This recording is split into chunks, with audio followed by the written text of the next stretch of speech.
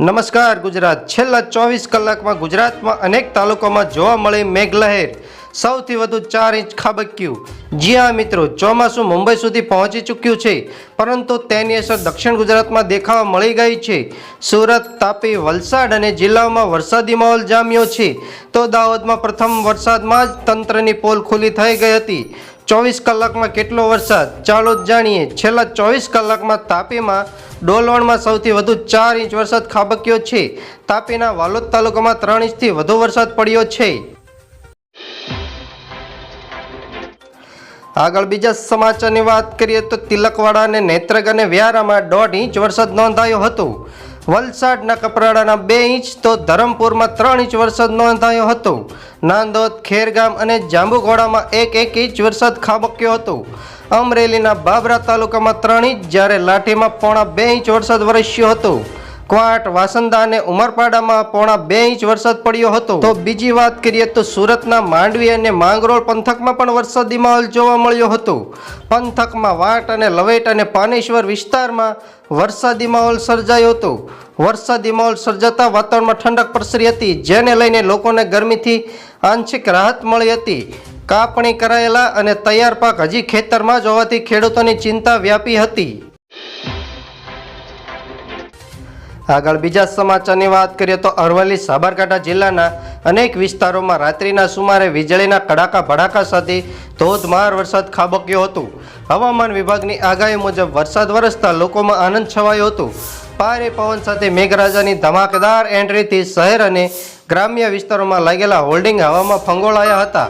મધરાત્રિએ વીજળીના તેજ ચમકાર અને આકાશમાંથી બોમ્બ વરસતા હોય તેવા કડાકા ભડાકા થતાં લોકો રીતસરના ફફડી ગયા હતા।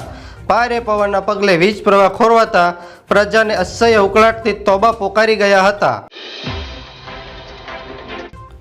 તો બીજા સમાચારની આગળ વાત કરી લે તો હવામાન વિભાગે વરસાદની આગાહી કરી હતી તે સાચી પડી છે અને રવિવારે સતત ત્રીજા દિવસે કેટલાક વિસ્તારોમાં વરસાદ નોંધાયો હતો। ચોમાસાનો પ્રારંભ થઈ ગયો હોય તેમ આજે ભાવનગર અને બોટાદ જિલ્લામાં કેટલાક પંથકમાં ઝરમરથી 1/2 ઇંચ વરસાદ નોંધાયો હતો। ભાવનગર શહેરમાં કેટલાક વિસ્તારમાં ઝરમર વરસાદ પડ્યો હતો। ઉમરાળા, સિહોર, વરબીપુર, ગારિયાધાર, બોટાદ અને બરવાળામાં વગેરે પંથકમાં વરસાદ પડતા ગરમીમાં રાહત થઈ। આગળ બીજા સમાચારની વાત કરીએ તો રાજ્યમાં 24 કલાકમાં 72 તાલુકામાં વરસાદ નોંધાયો હતો। ગુજરાતમાં ચારેય ઝોનમાં વરસાદની ધમાકેદાર એન્ટ્રી થઈ હતી। અમદાવાદ, સુરત, વડોદરા, ભરૂચ, ભાવનગર સહિત મોટાભાગના વિસ્તારોમાં વરસાદી પાણી ભરાવાની સમસ્યા સામે આવી હતી। સાથે જ ભારે પવનના પગલે અનેક વિસ્તારોમાં વૃક્ષો ધરાશાય થવાની તેમજ વીજ પુરવઠો ખોરવાયો હોવાની ઘટના સામે આવી છે।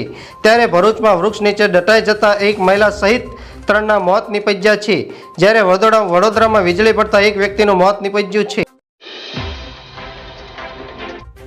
આગળ બીજા સમાચારની વાત કરીએ તો મોદી સરકારે શપથ લેતા જ શેર બજારમાં ઐતિહાસિક ટોચે સેન્સેક્સ 77,000ને પાર, નિફ્ટીને પણ છલાંગ લગાવી। જી હા મિત્રો, શેર બજારને લઈને મોટા અપડેટ સામે આવી ગયા છે। વિગતો મુજબ દેશમાં એનડીએ સરકારના સત્તામાં આવી અને પીએમ નરેન્દ્ર મોદીએ સતત ત્રીજી વખત વડાપ્રધાન તરીકે શપથ લીધા છે। આ વખતે શેર બજારે સોમવારે ઇતિહાસ રચ્યો હતો। આગળ બીજા સમાચારની વાત કરીએ તો ગુજરાતમાં ચોમાસા પહેલા ટામેટાના ભાવમાં વધારો થયો છે, જેમાં વેપારીઓને કહ્યા મુજબ ભાવ વધશે, તેથી ગૃહિણીઓના માથે વધુ એક મોંઘવારીનો માર પડ્યો છે। તેમાં 20 રૂપિયાના કિલો મળતા ટામેટા અત્યારે 60 રૂપિયાના થઈ ગયા છે, જેમાં ટામેટાને હવે ઘટતા ભાવમાં વધારો થઈ રહ્યો છે। તેમજ વેપારીઓને જણાવ્યા કહ્યા છે કે ટામેટા આવક 50% ઘટી ગઈ છે। આગળ બીજા સમાચારની વાત કરીએ તો સિક્કિમમાં ભારે વરસાદ તબાહી મચાવી છે। 2ના મોત અને 8 ગુમ થઈ ગયા છે। જી હા મિત્રો, એક તરફ કાળઝાળ ગરમી તો બીજી તરફ વરસાદે કહેર વર્તાવી રહ્યો છે।